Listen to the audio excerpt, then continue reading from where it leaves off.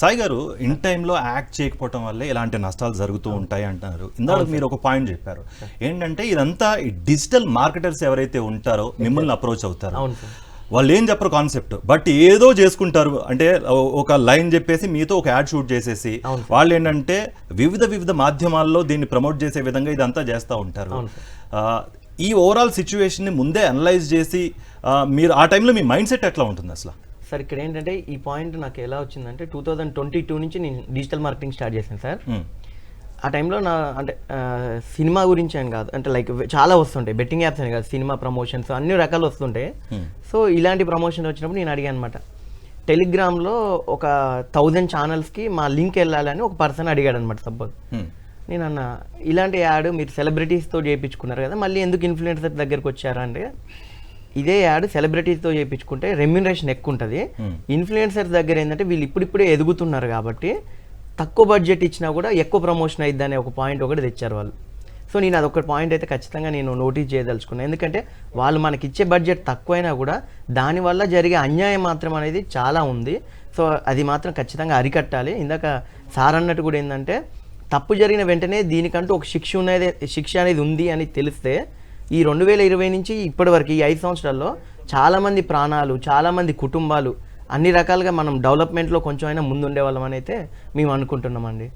అంటే తప్పు చేస్తున్నాం స్వప్న గారు, తప్పు చేస్తున్నాం అనే స్పృహ ముందు నుండే ఉండాలి. బెట్టింగ్ యాప్స్ అనేది ఇల్లీగల్, అంటే ఇది ఒక జోదంతో సమానం కాబట్టి ముందే మీరు గ్రహించి ఇలాంటి యాడ్లు చేయకుండా ఉండుంటే మంచిది. అంటే మీరని కాదు, ఇన్ఫ్లుయెన్సర్ల గురించి చెప్తున్నాను నేను, ఉంటే మంచిది అన్నట్టుగా కూడా పోలీసులు చెప్తున్నారు. మరి బట్ ఏంటంటే సాయి గారు ఒక పాయింట్ రేజ్ చేశారంటే డిజిటల్ మార్కెటర్స్ ఏంటంటే వాళ్ళు మాతో ఒక యాడ్ షూట్ చేయించుకుంటారు, వాళ్ళు చేయించుకునేది నేను అనుకుంటూ ఒక మంచి కాజ్ కోసమే చేయించుకుంటారు, బట్ వాడుకునేది అది ఒక ఏంటంటే ఈ ఇల్లీగల్ బెట్టింగ్ యాప్స్ కానీ లేకపోతే సమాజానికి చేటు చేసే విధంగా ఇదంతా ప్రమోట్ చేసే విధంగా ఉంది, అది దానివల్ల మీరు ఎఫెక్ట్ అవుతున్నారు అన్నట్టుగా కూడా వాళ్ళు చెప్తున్నారు. మరి దీన్ని ఎలా చూస్తారు మీరు? అంటే ఇన్ఫ్లుయెన్సర్స్కి కూడా తెలియదు కదా వాళ్ళు ఈ విధంగా వాడుకుంటారు ఈ వీడియోస్ని అని చెప్పేసి. వీళ్ళు ఎంతసేపటికి కూడా మనం ఫైనాన్షియల్గా సెట్ అవుతాం కదా అన్నట్టుగానే ఆ ప్రమోషన్స్ కానీ ఆ బెట్టింగ్ యాప్స్ గురించి కానీ చెప్తారు. దాని తర్వాత జరిగే పరిణామాలని వీరు ముందే ఆలోచించారు కదా. ఆలోచిస్తే అసలు ఇది ఇంతవరకు వచ్చేది కాదు. సార్ అన్నట్టుగా, సాయి గారు చెప్పినట్టుగా ఏదైనా సరే మొక్కయ్య వంగంది మానే వంగన అని అంటారు.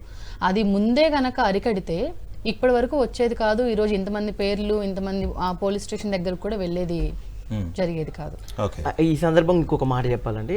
ఒక 1.5 year బ్యాక్ నాకు తెలిసిన ఫ్రెండ్స్ యూట్యూబర్స్, ఒక అతను రిచ్గా ఒక ఇంట్లో కూర్చొని ఉన్నాడు, ఇంకో అతను ఏం చేశాడంటే ఇంకో ఆర్టిస్టు కూలి పని చేసుకునే క్యారెక్టర్ చేశాడు. వాళ్ళు ఫోన్లో షూట్ చేస్తున్నారు, ఇదంతా జస్ట్ ఒక OnePlus ఫోన్, ఐఫోన్లో షూట్ చేస్తున్నారు. ఈ కాన్సెప్ట్ ఏంటంటే వీడు బెట్టింగ్ యాప్స్ వాడడం వల్ల వాడు అంత రిచ్గా అయ్యాడు, నువ్వు బెట్టింగ్ యాప్ వాడకపోవడం వల్ల నువ్వు కూలి పని చేసుకుంటున్నావు అని వీడు చెప్తాడనమాట. ఇది నేనేదో సరదాగా యూట్యూబ్లో చేసుకుంటున్నారేమో అనుకున్నాం మేము సరదాగా. కట్ చేస్తే ఇదే వీడియో ఇన్స్టాగ్రామ్లో, టెలిగ్రామ్లో, వాట్సాప్ స్టేటస్లో మొత్తం యాడ్స్ పక్కన బెట్టింగ్ యాప్స్ యొక్క అంటే ఇంత డబ్బులు పెట్టండి, ఇన్ని రేట్లు డబ్బులు వస్తుంది, సో మీరు కూడా నార్మల్ మ్యాన్ లాగా ఉండకండి, ఇంత డబ్బులు పెట్టండి, ఇన్ని డబ్బులు సంపాదించి ఇట్లా రిచ్గా ఉండండి అన్నట్టు క్రియేట్ చేశారు. సో ఇలాంటి వాటి వల్ల చాలామంది అయితే తప్పుదోవ పడుతున్నారండి.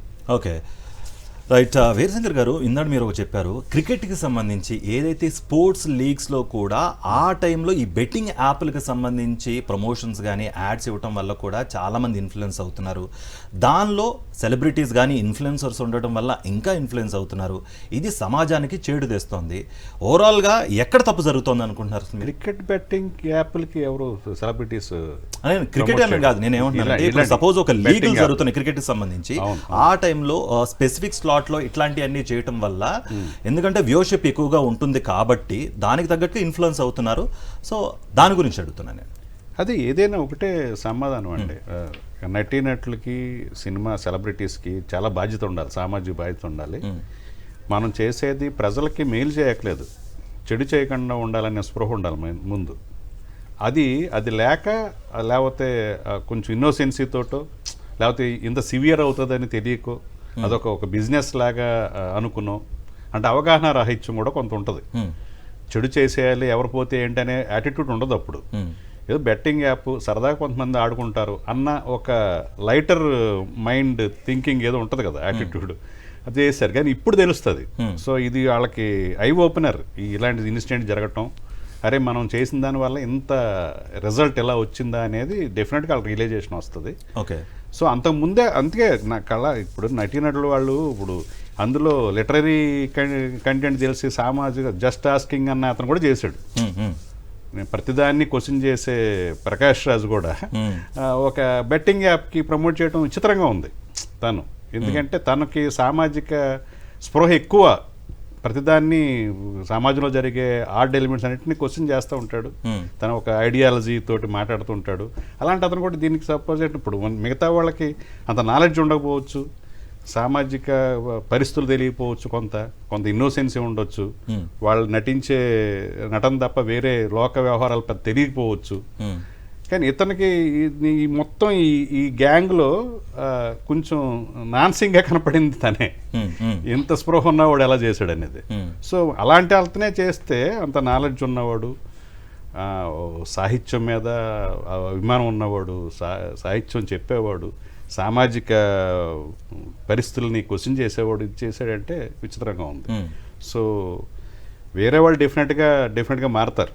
అలాంటి వాళ్ళు స్ట్రాంగ్గా మారాలి. మరి వాళ్ళు నేను చేసింది ఎంత తప్పు అయిందని కనీసం వాళ్ళు సమాజం ముందు చెప్పగలిగితే మిగతా వాళ్ళు తొందరగా మారతారు. ఓకే. మెయిన్గా ఒకటి సెలబ్రిటీ స్టేటస్ని అడ్డం పెట్టుకుని ఆర్థిక ప్రయోజనం కోసమే ఇదంతా చేస్తున్నారా? అంటే సామాజిక స్పృహ ఉండి తెలిసి ఉండి కూడా సొసైటీకి ఏదో ఒకటి వాళ్ళ బాగు కోసమో లేకపోతే యూత్ని ఇన్స్పైర్ చేసే విధంగానో కాకుండా ఆర్థిక ప్రయోజనం కోసమే ఇదంతా తెలిసే చేస్తున్నారా లేకపోతే తెలియక చేస్తున్నారా? కాస్త ఇన్నోసెన్సీ ఉంటుంది, సామాజిక పరిస్థితులు సోషల్ సినారియో పట్ల పెద్ద అవగాహన ఉండని నాలెడ్జ్ లేని వాళ్ళు ఉంటారు.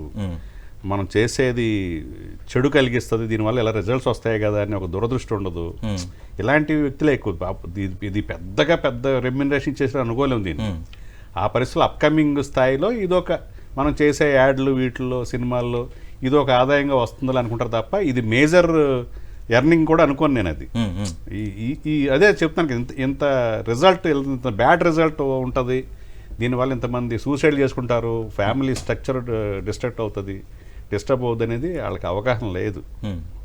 రైట్. స్వప్న గారు, ఇందాడ సాయి గారు ఒక మాట చెప్పారు, ఈ డిజిటల్ ప్రమోటర్స్ కానీ లేకపోతే ఈ మార్కెటర్స్ ఎవరైతే ఉంటారో అసలు వీళ్ళు మిమ్మల్ని ఎప్పుడన్నా అప్రోచ్ అయ్యారా? అప్రోచ్ అయితే ఎలా అప్రోచ్ అవుతారు అండ్ ఎలాంటి కాన్వర్జేషన్ ఉంటుంది, ఎలా చూస్తారు ఓవరాల్గా ఈ అప్రోచింగ్ విధానం అనేది?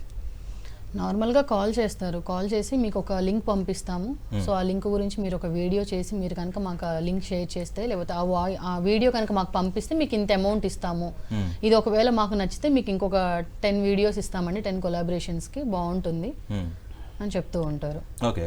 ఇక్కడ ఏంటంటే ఇప్పుడు పాయింట్ ఇన్వాల్వ్ అవుతున్నా, ఇప్పుడు స్వప్న లాగా ఇంకా XYZ చాలా మంది కూడా ఏం చేస్తారంటే ఒక్క పర్సన్తో చేయించుకొని సార్ సాయి గారు చేశారు కదండి, సో సేమ్ అలానే మీరు కూడా చేయండి స్వప్న గారు అని ఎవరైతే మధ్యలో ఉన్న పర్సన్స్ ఉంటారో ఆల్రెడీ వాళ్ళు చేశారు కదా, మనం కూడా చేస్తే తప్పేంది, ఆ వర్షన్లో కూడా చాలామంది ఇన్ఫ్లుయెన్సర్స్ పాపం తెలియక వాళ్ళు కూడా జాయిన్ అయ్యి సరే వాళ్ళు ఇన్స్టాలో కొలాబరేషన్ పెట్టారు కదా మనం కూడా పెడదాము అన్నట్టు ఇది ఒకటి. తర్వాతకి ఏమైందంటే ఒక్క ఇన్ఫ్లుయెన్సర్స్కి వీళ్ళు బ్యాక్ సపోర్ట్లో మంచి పార్టీ అరేంజ్ చేస్తారండి. సపోజ్ మీరు ఒక పబ్కో లేకపోతే ఒక dinner party lunch party arrange చేస్తారు, అందరు ఇన్ఫ్లుయెన్సర్స్ గ్యాదర్ అయ్యేసరికి ఏంటంటే వాడికి బాగా ఇన్ఫ్లుయెన్సర్ అంటే ఆ యాడ్ ప్రమోట్ చేయడం వల్ల వాడికి డబ్బులు వచ్చినాయి, సో మనందరికి ఇంత పార్టీ ఇచ్చారు కదా, ఖచ్చితంగా దీన్ని మనం కూడా ప్రమోట్ చేద్దాం, మనం కూడా అందరికీ మంచి హ్యాపీగా పార్టీ ఇద్దాం అని అనుకునే వాళ్ళు కూడా చాలా మంది ఉన్నారు.